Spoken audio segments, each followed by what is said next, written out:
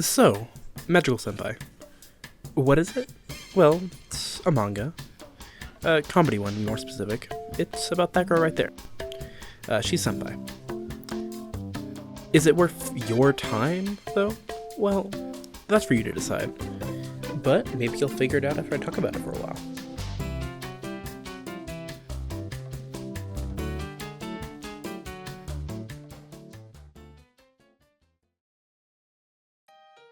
Let's begin with a simple explanation of what Magical-Sempai is actually about.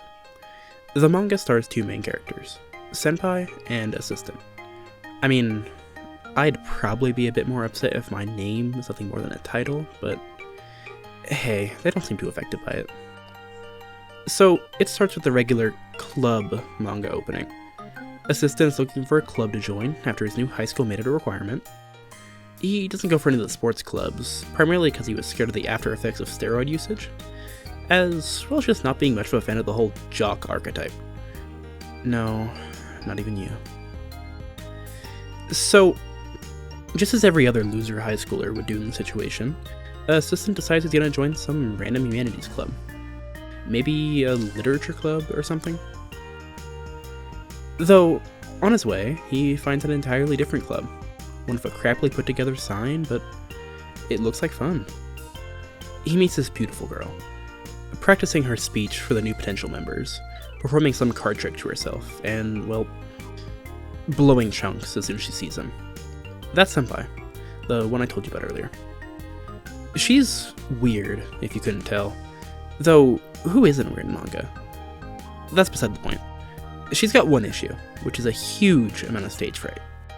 I mean, we can all relate to that, but she's on a whole other level. Despite the fact that she practices her tricks day in and day out, she just can't perform them in front of a crowd, which to her can be as little as a single person. This inability to perform is where a good majority of the gags in Magical-Sempai come from, and it's fun. I mean, I wouldn't exactly be reviewing it if it wasn't. So, after failing her introduction, as well as a few of the other tricks that she tries to perform for him in order to welcome him, we get to the heart of Magical-Sempai, which is the tits. Honestly, it's pretty simple, but that's not a bad thing. It's grounded, it never tries to be something that it isn't, and it does pretty well at what it is.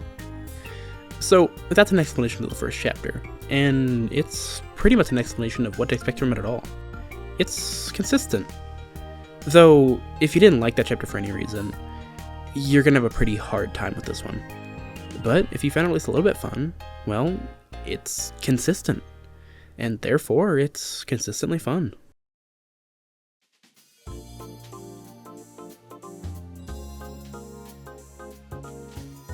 So, obviously, we've already been over two of the main characters. You know, Senpai and Assistant. I hope you haven't forgotten about them. I'm not going to go over some huge analysis of each and every character, but I'll give a tiny bit of background information on them and explain exactly what makes them tick. There isn't much to say about Senpai that I haven't said already. She's weird, she's got a massive amount of stage fright, and she's overly confident in her tricks despite having a success percentage closer to that of Yamcha. I mean, none of this is negative, obviously. I love Senpai as a character. Had she been written any other way, she probably would have felt insufferable, but as she's portrayed here, you can't help but love her.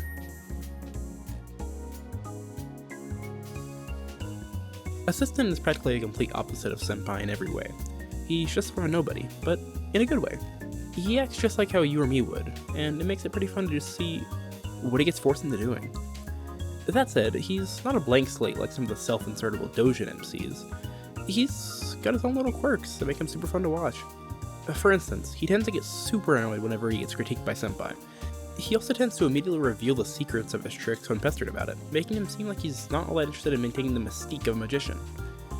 Which, I mean, he's really not.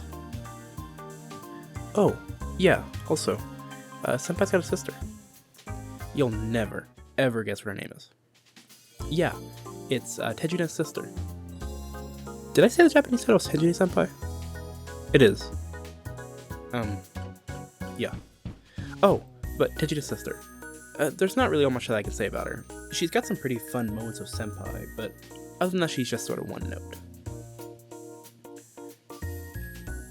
Dear God. A character with an actual name. Saki. She transferred from another school. Previously a member of a street performance club, she tries to take over the magic club to mold it into her own image. Or something. She's a nice character to have around just because she actually displays some skill of her craft. Unlike Senpai. There is one other part of her character, though. She's got a total brother complex, and more of her character is dedicated to that than any other element. If you don't like that for any reason, I can't exactly blame you. I can look past it personally, but if you can't, hey, it might just be a deal breaker.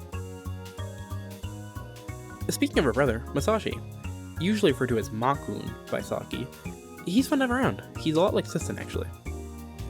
Just without the more interesting parts of his character. It's fun to see him shoot down his sister so brazenly, though. Other than that, most of the jokes revolve around the fact that he's like 40.3% of all American adults, and is obese. It gets a little repetitive, but it's still gonna laugh at me every once in a while.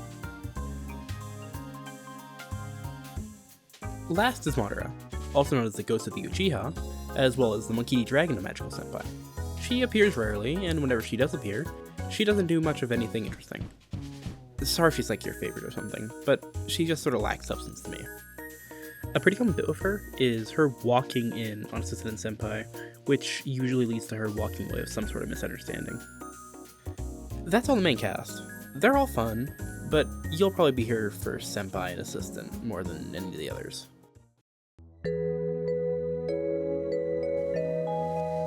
Art is something that I'm in no real position to critique, but still, I've read enough manga to recognize when some art looks better than others. Overall, I would call the art fairly standard, to be completely honest. Most of the panels are no more than character focused with white backgrounds or very simple drawings, which isn't necessarily a bad thing, but it could be a whole lot better. It actually reminds me a bit of the Death Note manga. The characters are drawn quite well, but the backgrounds are near non-existent. Magical-Sempai also has an issue that a few other mangaka fall into, and that's if they're fans making ecchi works, they tend to struggle to draw men. It makes sense. You spend so much more time drawing hot women that you never learn how to draw hot men. That said, Azu's art actually did develop throughout the manga, and it's nice to see just how much more comfortable they had gotten with drawing men near the end. Of course, being an ecchi manga, Azu had no struggle drawing female characters. They all look pretty great in my opinion. Pretty unique designs, good line work, and I have nothing really negative to say about them.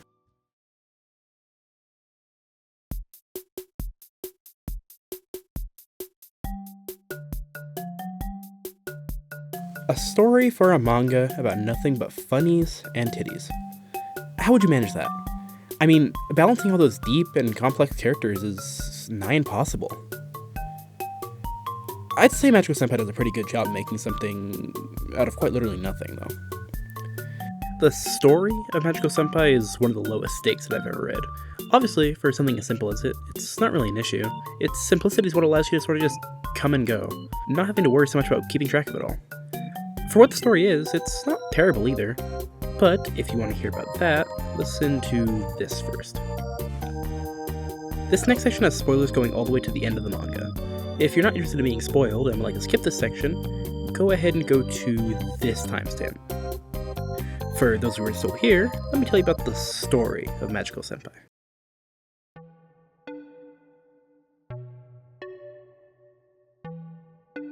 There's only one real major problem that comes up in it, and it's the fact that Senpai's a third year, and therefore is going to graduate before Assistant.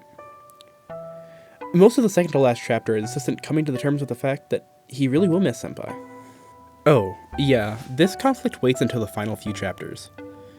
Anyway, it's about him coming to realize he'll miss Senpai, and for how simple the plot has been throughout, you realize that, well, you'll miss her too. You come to the realization that you've grown attached to these characters, just like he has. And the final panel showing him looking up at the cherry blossoms, saying his final goodbyes to her, it really does tug at your heartstrings. It's beautiful. The final chapter begins with Assistant donning his very own magician's outfit, cane and all, being told by Saki to perform his own magic tricks for her. It's a nice circle, showing just how far he's come. But all that emotion disappears as soon as Senpai crawls through a window. It's dumb, but I mean, the rest of the manga has been too. It reminds you what it's really about, just having fun.